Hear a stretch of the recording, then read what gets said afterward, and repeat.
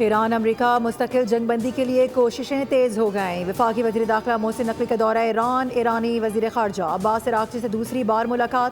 ایران امریکہ جنگ کے خاتمے کے لیے مسودوں پر تفصیلی بات چیت۔ وزیر داخلہ کی ایرانی ہم منصب اسکندر مومنی سے بھی ملاقات ہوئی۔ دونوں ہم منصبوں کے درمیان موجودہ صورتحال پر مشاورت کی گئی۔ ایرانی عہدیدار کے مطابق پاکستان کی ثالثی میں ایران اور امریکہ کے درمیان بالواسطہ مذاکرات جاری ہیں۔ معاہدے کے لیے فریم ورک تیار کرنے کی کوششیں ہیں۔ دونوں فریق اس وقت پیغامات اور مجوزہ مسودات کا تبادلہ کر رہے ہیں تاکہ کسی معاہدے کے لیے ایک باضابطہ فریم ورک تیار کیا جا سکے۔ یورینیم افزودگی پروگرام اور آبنائے ہرمز پر کنٹرول اہم رکاوٹیں قرار۔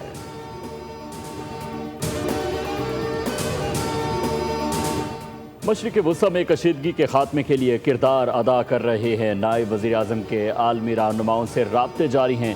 وزیر داخلہ محسن نقوی تہران کے اہم دورے پر ہیں۔ ترجمان دفتر خارجہ طاہر حسین اندرابی کی پریس بریفنگ، کہا کہ سعودی عرب اور you a E per drone حملوں کی مذمت کرتے ہیں۔ ایٹمی تنصیبات کو نشانہ بنانا عالمی قوانین کی سنگین خلاف ورزی ہے۔ ترجمان دفتر خارجہ کے مطابق پاکستان اور چین اپنی دوستی کی 75 سالہ تقریبات منا رہے ہیں۔ وزیر اعظم 23 سے 26 مئی کو چین کا دورہ کریں گے۔ چینی صدر، وزیر اعظم اور دیگر اہم رہنماؤں سے ملاقاتیں شیڈول ہیں۔ Highly enriched. We will get it. We don't need it. We don't want it. We'll probably destroy it after we get it, but we're not going to let them have it. We have total control of the Strait of Hormuz, as you know, with our blockade. The blockade's been 100% effective. Nobody's been able to get through. We want it open. We want it free. We don't want tolls. It's international. It's an international waterway. Iran کو کسی بھی صورت افزودہ uranium رکھنے کی اجازت نہیں دی جا سکتی۔ اس وقت ہم ایران کے ساتھ مذاکرات میں ہیں۔ امریکی صدر ڈونلڈ ٹرمپ نے کہا ہے کہ امریکہ سفارتی کوششوں کے ذریعے صورتحال کو بہتر بنانے کے لیے کام کر رہا ہے۔ امریکہ نے آہنی ناکہ بندی قائم رکھی ہے اور آبنائے ہرمز پر امریکہ کا کنٹرول اب بھی موجود ہے۔ انہوں نے مزید کہا کہ امریکہ آبنائے ہرمز پر کسی بھی قسم کی ٹرانزٹ فیس نہیں چاہتا۔ پاکستانی وفد آج ایران جائے گا۔ ایران سے مذاکرات میں اچھے اشارے ملے ہیں، دیکھتے ہیں کہ ایران سے معاہدہ ہوتا ہے یا نہیں۔ امریکی وزیر خارجہ مارکو روبیو نے میڈیا سے گفتگو کرتے ہوئے کہا کہ آبنائے ہرمز میں ٹولنگ سسٹم سفارتی معاہدے کو ناقابل عمل بنا دے گا۔ امید ہے پاکستانی حکام کا ایران جانا مذاکرات میں اچھی پیش رفت ثابت ہوگا۔ امریکی صدر کی ترجیح ایران کے ساتھ ایک اچھا معاہدہ کرنا ہے۔ ہم اپنی ہر ممکن کوشش کریں گے کہ ہمیں ایک اچھا معاہدہ مل جائے۔ انہوں نے واضح کیا کہ اگر معاہدہ نہ ہوا تو صدر ٹرمپ کے پاس دیگر اختیارات موجود ہیں۔ دوسری جانب عرب میڈیا نے دعویٰ کیا ہے کہ پاکستانی اہم شخصیات آج ایران کا دورہ نہیں کر رہی۔ لبنان سمیت تمام محاذوں پر جنگ بندی کے لیے نئے مطالبات امریکہ کے سامنے رکھ دیے گئے ہیں۔ ایرانی وزارت خارجہ کے ترجمان اسماعیل بقائی کا کہنا ہے کہ تہران سنجیدگی اور نیک نیتی کے ساتھ مذاکرات کا راستہ اپنائے ہوئے ہے اور مذاکرات سے متعلق تفصیلات مجاز حکام کی جانب سے فراہم کی جاتی ہیں۔ جوہری معاملات پر قیاس آرائیوں کا حقیقت سے کوئی تعلق نہیں۔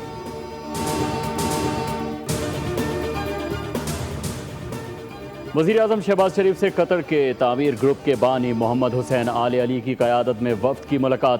سرمایہ کاری میں اضافے میں گہری دلچسپی کا اظہار کیا گیا۔ وزیر اعظم نے کہا کہ قطر پاکستان کا دیرینہ دوست ہے اور بیرونی سرمایہ کاری میں اضافے کے لیے ترجیحی اقدامات کیے جا رہے ہیں۔ سیاحت، ہوٹلنگ، ہاسپٹلٹی اور ریئل اسٹیٹ کے شعبوں میں سرمایہ کاری کے وسیع مواقع موجود ہیں۔ اس حوالے سے انہوں نے حکام کو سہولت فراہم کرنے کی ہدایات بھی جاری کر دیں۔ محمد حسین آل علی نے وزیر اعظم کی قیادت میں مثبت اقدامات کو سراہا۔ وفاقی وزیر اطلاعات عطا اللہ تارڑ سے پاکستان کے دورے پر آئے بنگلہ دیش کے سینئر سول سروس افسران کے وفد کی ملاقات۔ باہمی دلچسپی کے امور، گورننس، انتظامی اصلاحات اور ادارہ جاتی اسداد کار میں بہتری پر تبادلہ خیال کیا گیا۔ وزیر اعظم کے معاون خصوصی طارق فاطمی نے پاکستان اور بنگلہ دیش کے درمیان پیشہ ورانہ روابط اور ادارہ جاتی تعاون کے فروغ پر زور دیا۔ وفاقی وزیر اطلاعات نے کہا کہ دونوں ممالک تاریخی روابط اور مشترکہ ورثے کے حامل ہیں اور سول سروسز کے درمیان ایگزیکٹو ڈیولپمنٹ پروگرام اہم پیش رفت ہے۔ وفد نے پاکستان کے انتظامی ڈھانچے اور اصلاحاتی اقدامات میں گہری دلچسپی کا اظہار کرتے ہوئے ملاقات کو مثبت اور تعمیری قرار دیا۔ خیبر پختونخوا میں سیکیورٹی فورسز نے کامیاب انٹیلیجنس بیسڈ آپریشن کے دوران بھارتی سرپرست یافتہ فتنہ الخوارج کے مزید 23 دہشت گردوں کو ہلاک کر دیا۔ ISPR کے مطابق گزشتہ 48 گھنٹوں میں خوارج کے متعدد ٹھکانوں کو مؤثر انداز میں نشانہ بنایا گیا۔ ہلاک دہشت گردوں میں خارجی سرغنہ جان میر عرف تور ثاقب بھی شامل ہے، جو سیکیورٹی فورسز کو انتہائی مطلوب تھا۔ آپریشنز کو دتہ خیل، اسپن وارم اور بنو سمیت مختلف حساس علاقوں تک وسعت دی گئی، جس سے خوارج نیٹ ورک کو بڑا دھچکا پہنچا۔ وفاقی وزیر داخلہ محسن نقوی نے سیکیورٹی فورسز کی پیشہ ورانہ مہارت کو سراہا، کہا کہ بروقت مؤثر کارروائیاں کر کے بھارتی اسپانسرڈ دہشت گردوں کے مذموم عزائم کو ناکام بنایا۔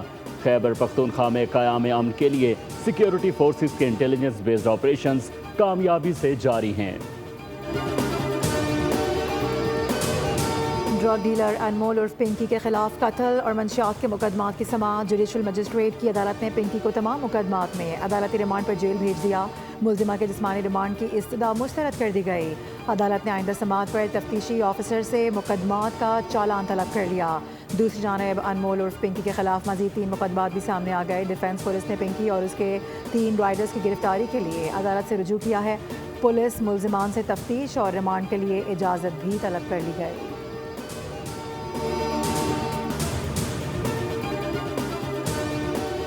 ضلع کشمور میں قبائلی جھگڑوں کا سلسلہ ختم نہ ہو سکا۔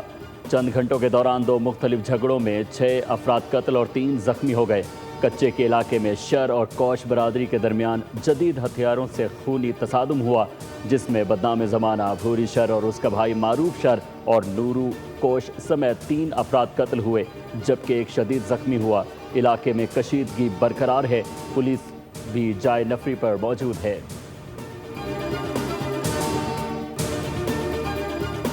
دکھی میں کوئلہ کان میں پھنسے کانکنوں میں سے ایک کو 14 گھنٹے کے بعد زندہ نکال لیا گیا۔ ڈسٹرکٹ انسپیکٹر آف مائنز یار جان بلوچ کے مطابق کانکن کو اسپتال منتقل کیا گیا ہے۔ دیگر 5 کانکنوں کو نکالنے کے لیے مزید ٹیم روانہ کر دی گئی۔ ریسکیو کے عمل کو مزید تیز کر دیا گیا ہے۔ انہوں نے امید ظاہر کی ہے کہ باقی کانکنوں کو بھی جلد صحیح سلامت نکال لیا جائے گا۔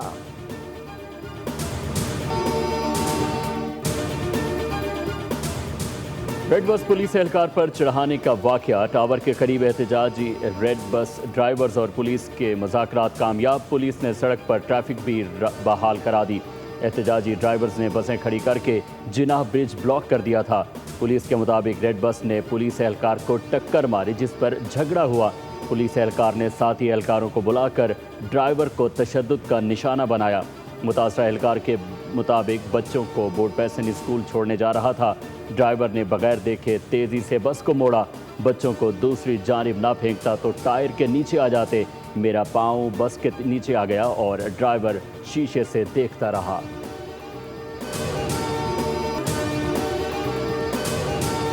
بجلی صارفین کے لیے حکومتی سبسڈی اسکیم کی آڑ میں ہیکر سرگرم۔ ترجمان کار ڈویژن کے مطابق بجلی بل پر QR کوڈ کے ذریعے صارفین کی معلومات چوری ہونے کا خدشہ ہے۔ بعض عناصر صارفین کو ایک خاص لنک پر کلک کر کے معلومات درج کرنے اور چند حصوں والا کوڈ ڈالنے پر مجبور کرتے ہیں۔ ترجمان نے واضح کر دیا ہے کہ یہ طریقہ کار غلط اور غیر قانونی ہے اور بل کے علاوہ کسی اور پلیٹ فارم پر معلومات درج نہیں کی جا سکتی۔ سندھ حکومت کا کراچی کے شہریوں کے لیے بڑا تحفہ، آج چیئرمین بلاول بھٹو زرداری شارع بھٹو کا افتتاح کریں گے۔ وزیر اعلیٰ سندھ نے کہا کہ یہ منصوبہ شہید محترمہ بے نظیر بھٹو کا ویژن تھا، جسے سندھ حکومت نے مکمل کیا۔ 39 کلومیٹر طویل اور 40 ارب روپے کی لاگت سے تعمیر ہونے والی یہ جدید 6 لین ایکسپریس وے کراچی کے عوام کے لیے گیم چینجر ثابت ہوگی۔ شارع بھٹو سے شہریوں کا وقت بچے گا، ایندھن بھی بچے گا اور ٹریفک کے دیرینہ مسائل بھی حل ہوں گے۔ وزیر اعلیٰ نے اسے کراچی کے معاشی شارک اور پاکستان کے عوام کے لیے خوشی کا دن قرار دیا۔ ہر مشکل وقت میں ایک دوسرے کے ساتھ کھڑے رہے ہیں اور ہمیشہ ہر مشکل گھڑی میں ہم نے دیکھا ہے کہ چائنا پاکستان کے ساتھ کھڑا رہا ہے اور پاکستان بھی چائنا کی بہت زیادہ جو ہے وہ ایک اہمیت کو ہمیشہ اجاگر کرتا ہے۔ سر پریزیڈنٹ آصف علی زرداری صاحب کے دور میں یا اس سے پہلے شہید محترمہ بے نظیر بھٹو صاحبہ کے دور میں یا سب سے پہلے میں کہوں گا کہ قائد عوام شہید ذوالفقار علی بھٹو صاحب کے دور میں چائنا اور پاکستان کی دوستی ہمیشہ قریب سے قریب ہوئی۔ پاک چین دوستی ہمیشہ برقرار رہے گی. شہید ذوالفقار علی بھٹو اور شہید بے نظیر بھٹو کے دور میں یہ تعلقات مزید مضبوط ہوئے ہیں اور بلاول بھٹو زرداری نے بھی پاک چین دوستی کو اہمیت دی ہے. سندھ اسمبلی اجلاس میں صوبائی وزیر شرجیل انعام ایمن نے اظہار خیال کرتے ہوئے کہا کہ صدر آصف علی زرداری نے سی پیک کی بنیاد رکھی. کراچی سے بڑے پیمانے پر چین کے ساتھ تجارت ہوتی ہے. مسجد الحرام میں نماز جمعہ کا روح پرور اجتماع. 15 لاکھ سے زائد عازمین نے مکہ مکرمہ میں نماز جمعہ ادا کیا. مسجد الحرام کی جانب جانے والی تمام سڑکیں عازمین حج سے بھری رہیں. صفیں قریب 1 کلومیٹر کے علاقے تک پھیل گئیں. روح پرور اجتماع میں عازمین حج نے اللہ تعالیٰ سے اپنے گناہوں کی معافی مانگی. عالم اسلام کی بہتری اور خوشحالی کے لیے بھی خصوصی دعائیں کی گئیں. شدید گرم موسم کے پیش نظر حکام نے عازمین کو احتیاطی تدابیر پر عمل کرنے کی تاکید کر دی. سبسکرائب کریں اور بیل دبائیں تاکہ کوئی خبر رہ نہ جائے.